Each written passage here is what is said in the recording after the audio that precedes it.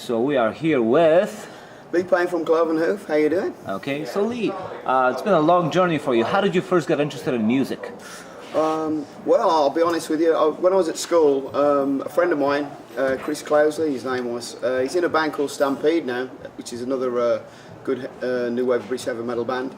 We're kind of schoolmates and stuff, and he knew that I kind of liked the more sort of heavy rockier sort of songs around. It was kind of Slade and Sweet and bands like that, and he said, I think you'll like one, you know, the bands that I like. And I went, okay. I said, let's listen to it. And he gave me this cassette tape of this band, and he said, I think you'll like these a lot. So I went on holiday, took this cassette tape, and nothing was happening. So I thought, well, I'll give this tape give me a try, you know. And I put it on, and it was like, I was lost for words how fantastic it was. And my dad, I said, you got to listen to this, you know, like, and he had a listen. He went, who the hell's that guitarist? He went, you know, this is really great. And even he liked it. And the album was made in Japan, Deep Purple, and the track which really blew me away was Highway Star. Funny you should say that, because I saw Glenn Hughes live last night, and that's fantastic, he delivered absolute heaven. Yeah, he's great. And what a voice and what a bass player. But let's get back to Made in Japan, which was a slightly different band, still the same spirit. That's the one. Yeah. And I was just blown away by, you know, Richie's guitar playing with all the arpeggios and the Gillan scream and stuff. And then of course, you know, Smoke on the Water was on it as well, and it was just incredible. It was like lightning, you know. Like, I thought, well, I want to do that, you know. So I wanted to play Highway Star, I guess, you know. Like, and then I started off on guitar first, which was pretty good grounding, really. But it was funny because all the bits I liked were all the bass parts. And I found out that I love the bass really more than anything. I was always listening to the bass part, so that was it. And then you know, me and Chris went and saw all these bands together. And the second band he played me was Black Sabbath. You know, it had the I remember the upturned cross with all the poetry off Sabbath's first album, and put it on, and wow, that was just as good as Deep Purple. So that was great. And then it was like Led Zeppelin, and the rest history, you know. Like, I was hooked. That's all I cared about. I saw every band going. You know, I'd travel miles to see any rock band, and really, I guess it was my education in it. I used to just watch the different musicians and stuff, and in the end, you know, like, you develop your own kind of style, you know. So that was my intro anyway. So how long did it take before Cloven Hoof got off the ground? Well, I was such a huge fan of all these different bands, you know, and Thin Lizzy and stuff when I was sort of 14, and we started Cloven Hoof in 1979, and it was on Halloween of all days. It really was, and we searching for a name, and you know, I came up with Cloven Hoof. I wanted something with like 3 syllables that people can chant. You know, and Cloven Hoof sounded a cool name, but I wasn't aware of these sort of occult associations with the name. You know, I can't get the clovenhoof.com because Church of Satan have got clovenhoof.com, and so conflict of interest. we don't want to tread on their toes, you know. True. So you got the first EP to introduce yourself to the world. Here it is, the opening ritual. This was the start of it all. How long did it take before that surfaced? Well, yeah, we sort of, it was 1979, and I think it was 1982 it came out. And it was recorded at Metro Sound, and it was a studio owned by a guy called Raymond Froggatt. And Black Sabbath used to support his band when they were called Earth. And he was really good friends with Ozzy, and the guitar player, H. Kane, he was Ozzy's next door neighbour. So Ozzy used to ask if they could support his band, you know, because at the time they were, it was hard for them to get gigs because they were so heavy and stuff. So they were up in Cumbria, you know, kind of thing. But they started very humble, the same. But he saw the potential in us, like, right away. And we recorded the Opening Ritual EP at his studio. It was a lot of fun to do. And when we were making it, one of the days, I came into the studio, and this sort of half-naked, beautiful girl was having a picture taken. I was sort of walking down the corridor, and there she is with stocking suspenders and nothing else on. I love these stories. And I'm like, oh, wow, you know. Like, hey, this is the business for me. And it turned out Witchfinder General were doing their photo shoot at the studio, you know, and she was stretched across the control desk. But that was quite a distraction when we were making it too. No, the funny thing about the EP, there's a song on it called Back in the USA. Yeah. And finally you're back. Not only that, you mentioned Chicago in the lyrics. Exactly. Right? You know, And we are in Chicago. we are in Chicago, and also on Laying Down the Law, Chicago too, you know, so it's great being here. I mean, think about how cool it is. You write a song and, okay, it took me 40 years, but here I am in Chicago, and it's such an honour and A visionary after all. There you go. You know, maybe I knew something more. But it's just brilliant being here, and yeah, as you say, the ambition was always there for America. I mean, I had three ambitions when I started a band, and you kind of when you write your music, you hope people like it. But I had three. I wanted to make my first record. That was a big one, and then for it to be on the radio. And we got those kind of early on in our career. And the third was to play here in the States. So you can imagine how great it is for me to be here. Fantastic. Congratulations on making it happen finally. Well, at last, you know, I got offered quite a lot of times to do one-off sort of festivals. But America means too much for me, and it's going to be special. So I wanted no less than 10 dates. So 34 or 36, however many they are, you know. As soon as they gave me that amount of dates, I went, I'm there, you know. I'd have come over in a rowboat, you know, like for 36 dates. So after the EP, the big album followed. You want to show that and get into that? Which is on the reverse. Here it is. There you go, Yeah, the historic cover. The debut album, recorded Knee Records, historic metal label, you know, one of the two big ones at the time. Like Neat had Raven and Venom and those kind of guys. And it was great when they signed us. We recorded in Whitley Bay, which is a sort of seaside holiday town in Newcastle, and we had a lot of fun making it. But we've had a lot of sort of weird things happen. Maybe it's the occult association with the name, you know, because I could take about a week talking about those incidents. But we were telling the guy there, you know, the engineer, about all the weird stuff that's happened to us. And lo and behold, when we did the Cloven Hoof title track, which has got a genuine witch's rune in there, you know, it's from the Book of Shadows. Aleister Crowley used it and everything. The studio broke down, and he went, you know, can't you cut some words out of this, you know, because this is weird, you know, like the whole studio packed in for nothing. So we went home, and I trimmed down the witch's rune to what you hear on there, and it's been okay ever since. So. You know, there we go. But yeah, it was. We were breaking new ground, and a lot of people say, you know, we were there at the start of. We were kind of pioneers for power metal, because we were kind of doing our sort of slant on it. But there was sort of prog rock sensibilities, but fused with heavy metal, really. Because like songs like Gates of Gehenna, it wasn't looking for a straight ahead hook line. It was a series of musical movements, like in three parts, and we did that with Passover too. Okay, there's the more hard-hitting ones like Crack the Whip, which is obviously, you know, sort of meant for a shorter track for radio and stuff, and obviously big chanty choruses like Laying Down the Law, which mentions Chicago, by the way. And it was, you know, so what we tried to do, we tried to make right from the word go, it's sort of fast, and it's sort of multi-time changes and epic, and that was kind of our song, and that's what sort of power metal, kind of the foundations of that is all about, really, I guess. And what impact did that album make when it was released? Yeah, it was great. You know, we were sort of everywhere, and the only problems which we encountered were. It's a throwback to this. We ended up in the heavy metal charts. We got to number 18, and the real big label there, CBS, they're now Sony, wanted to sign us for a stupid amount of money. We got number 18 in the metal charts. The media, the metal media were, you know, we were kind of favourites of them, like at the time. We had this outlandish kind of concept, sort of image too, the fire, water, earth and air elements and stuff. And so CBS were going to sign us for a lot of money, and we had the same manager as Judas Priest, David Hemmings. So everything was going great, and you know, we were going to get signed by CBS, and they give us a huge push and everything. And he died, and when he died, it just left a minefield of different people saying they owned a piece of the band, and I kind of got sort of sued every other week. It was ridiculous. And that's what hampered the album too, because every time we were doing something really great, these people had come out the woodwork. It was a nightmare, you know, and it plagued us through like most of our career. But happily, we're out of it now. Somebody forgot to renew the contract, so you know, we're now out of those sort of ties. So, oh boy, you can hear the sound check. Yeah.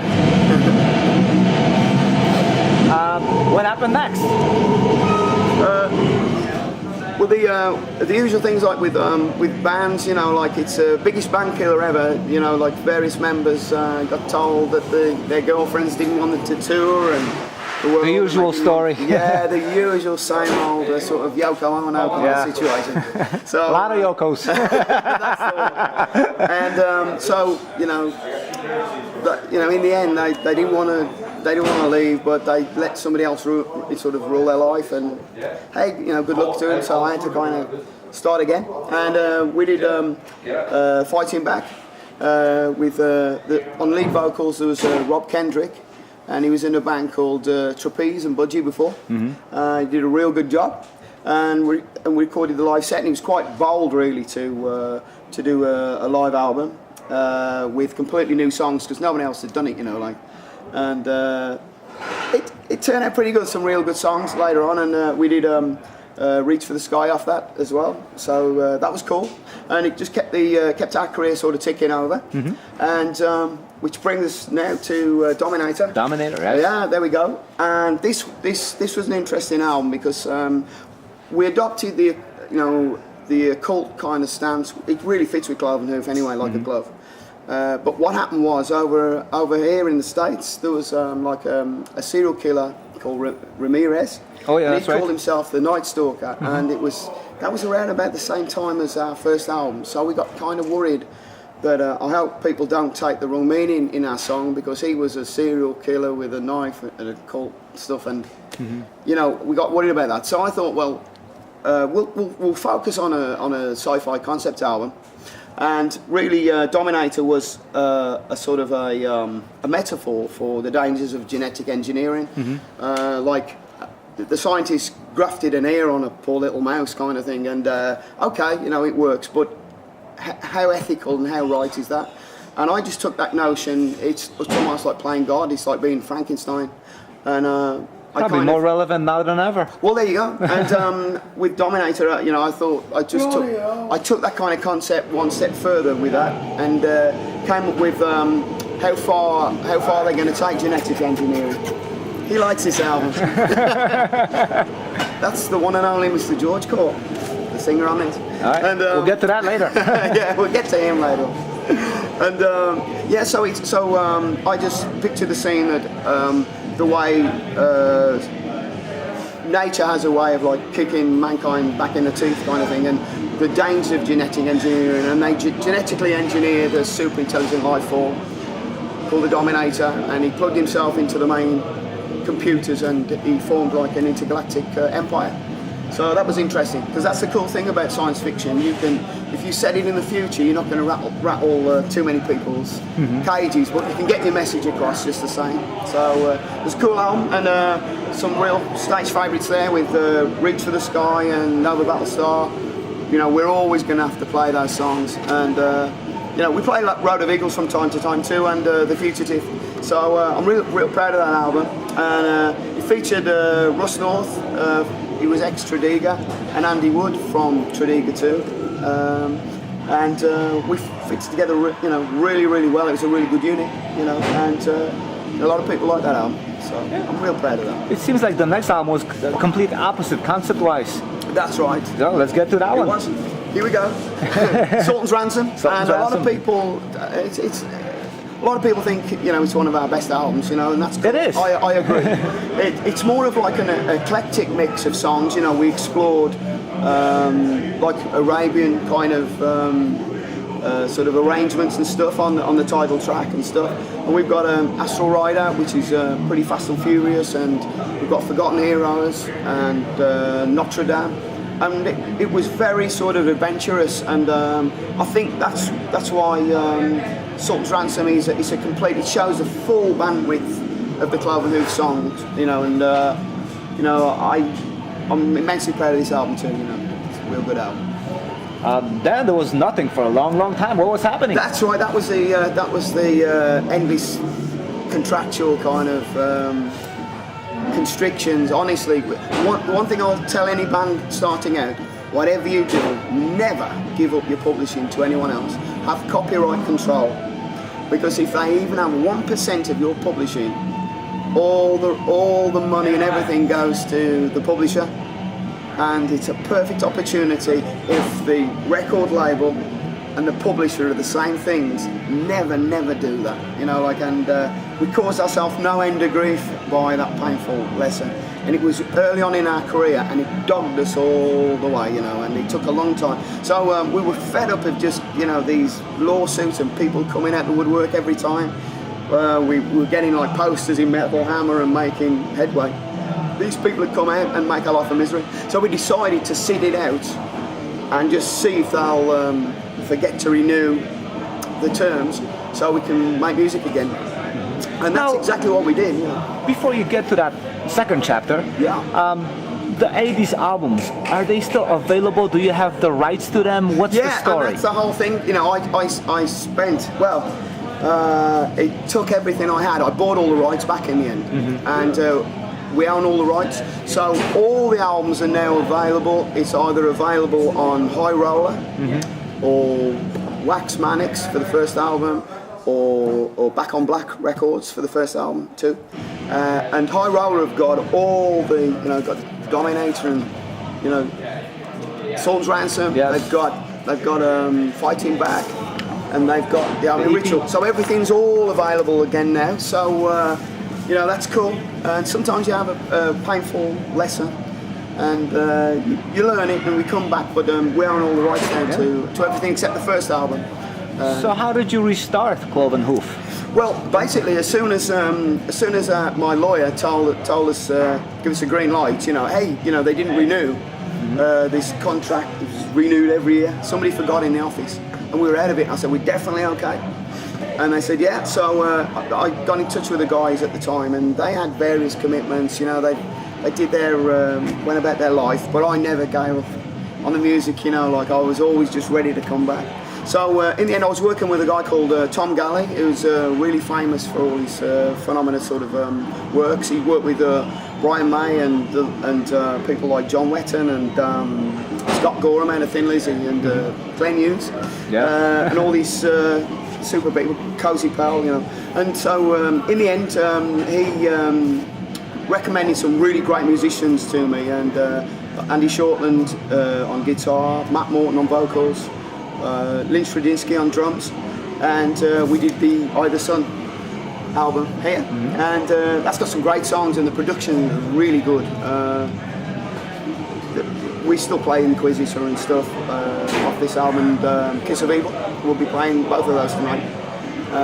But the production on this one was fantastic too, so I'm really pleased. It was a really good comeback album, and kind of opened everything up again for us. It really did the trick, you know.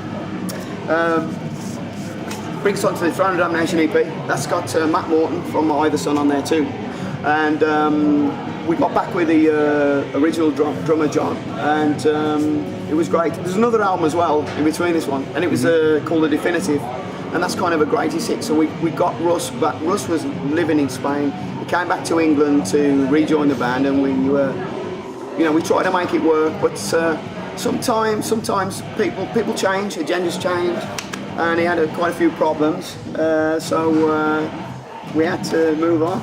Yep. And we've done Here We Go, Resist or Serve, and Joe Whelan on lead guitar and vocals on this one. He's one of the most talented people I've ever met. The guy can play scintillating lead guitar like a virtuoso, and the guy's got a great voice too. So, and we did this on High Roller Records, and they were a fantastic German label. They released all our other stuff too, and Resist or Serve got some great songs. The thing, we played Deliverance off this one, but it's amazing. I noticed on Spotify the other day that the track Call the Dark Ones, which amazingly enough we didn't play in the set, that has got over 35,000 hits on Spotify. So maybe we ought to consider putting that in the set too. But Now, what was the overall reaction when Cloven Hoof returned? yeah, that's it. I mean, they just never went away. In fact, this time, because they're probably the mums and the dads were, they never stopped supporting us. And by the time we came back, we were bigger than we were in the first place, which is incredible. That metal fans are so intelligent and so loyal. They're the most loyal fans in the world. And this time, it was like they were bringing the kids to the show as well. So we get whole families turning up to see Cloven Hoof in Europe, which is fantastic. Outstanding. It brings out a whole new kind of audience into the band, and they just, I just want to say thank you so much. And never more so than in America. I mean, we've got fans who've been there over 30 years, and they've been dying to see us. And this is the opportunity to meet them and hang out with them and thank them for their incredible loyalty. It's Outstanding. meant to be here. And then we have one last one. Here it is. And this honest, hand on heart, this is my favourite album. And I love it. This Absolutely love it. This was the career changer really, because this allowed us to play America. Because it did real well. We've had nothing but sort of incredible reviews. We've had like 10 out of 10s and album of the year from different people. And I'm proud of every single song on this one. And George fits it to a T. How we met was pretty cool. If I can just tell you, we were doing a show in Germany called Keep It True Festival, and I was doing interviews all day, doing press and stuff. And I wanted to go and check out the band on just before us so I can have a listen to the sound and stuff, see how it's going. And I heard this most amazing voice. I thought, who's that guy? I'm going to check this band out. And I went, oh, damn, he looks real cool as well, and it was a great band. So it was called Aska. So I went to get changed. And everything. And suddenly this guy burst into our dressing room going, hey, man, it's Cloven Hoof, his husky voice. Sorry, George, that's my impression of you. And he bought all these albums for me to sign, and I went, you're that incredible singer, we're going to have to talk, after this later on. And I signed his autographs, and off he went, and we did the show. But I hung out with him and Danny, more than the band members at the time. And we both sort of vowed that we'd work together one day, because George was a huge fan of Cloven Hoof, even when he was kind of young and living in Panama, he had our debut album. And he bought Eye of the Sun in Japan, of all places. So it's kind of a match made in heaven. And George, when I started the band, you have an idea, an ideal what you'd like for the band. And I was always writing for a voice exactly like George. And George's delivery and stuff, it's kind of, he probably doesn't want to be categorised or anything like that, put in a pigeonhole. But he's got that sort of Dio Halford kind of operatic vocal, which I always wanted in the band, and he's such a cool guy, and we all get on brilliantly. So this lineup's it's going to be there to the end now, and Morning Star was a great showcase for everybody's ability, really. So this album changed everything, folks. What would you say keeps you going? What keeps you persevere? Because you had to. I mean, the holdbacks you encountered are incredible. Yeah, so it's like last man standing. I mean, it's very easy. I'll tell you exactly what it is.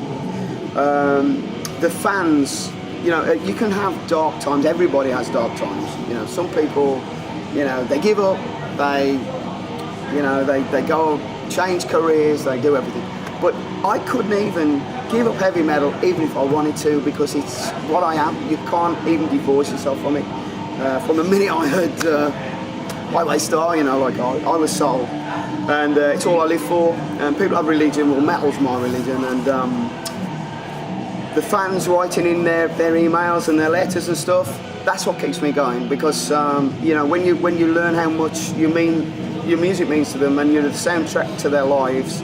That alone is reason to never give in, because you just want to keep trying to get better for them and be worthy of the love they give you. And it's such an honour, and you feel so humble to have their support like all this time. So it's the fans, really. That's what keeps me going. How do the former members of Cloven Hoof feel about you going? I mean, in some ways you kind of represented their legacy, Yeah. So how does that work? Exactly. I mean, it's like with the other band members. I meet them like from time to time, and especially the early ones, and they all regret. You know, I mean, they got kids and they got the family and stuff, and that's great. But you know, never let people tell you any different. You know, when it's in your blood and that's what you wanted, and they had to change. They didn't want to leave the band, and they just kind of applaud me being kind of last man standing, I guess. On many occasions, you know, just keep fighting, and you know, the main thing is, you know, just don't give in. If you believe in something, you'll fight for it, and no matter what people throw at you, you'll keep on going because you believe in something, and I believe in the music, and the music's worth fighting for. Heavy metal's worth fighting for.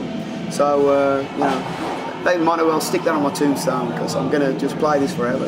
Now, you mentioned earlier that you finally are very happy about coming to America. And how is America responding back to all the shows you're doing? It's been absolutely awesome. You know, like we toured at Payne, Oklahoma, and that was just the biggest Cloven Hoof fans ever. You know, they're nearly like in tears when they met us and stuff.